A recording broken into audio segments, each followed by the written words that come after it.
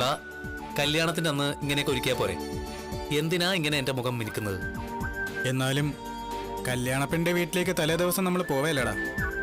അവിടെ അവൾ ഒരുങ്ങിയായിരിക്കുമല്ലേ ഇരിക്കുന്നത്. ആ സമയത്ത് നമ്മുടെ കൂട്ടുകാരൻ പിന്നിൽ പോകാൻ പാടുണ്ടോ? നീയൊക്കെ നിർബന്ധിച്ചോണ്ടാ അങ്ങോട്ട് പോകുന്നത്.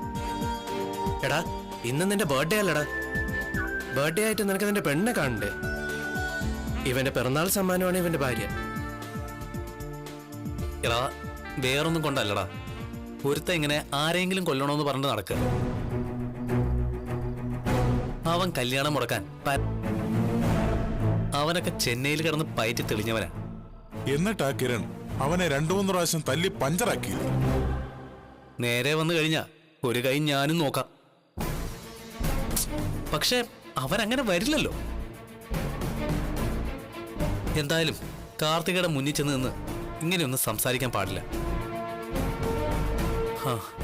അവൾക്ക് പരമാവധി ആത്മവിശ്വാസം കൊടുക്കണം.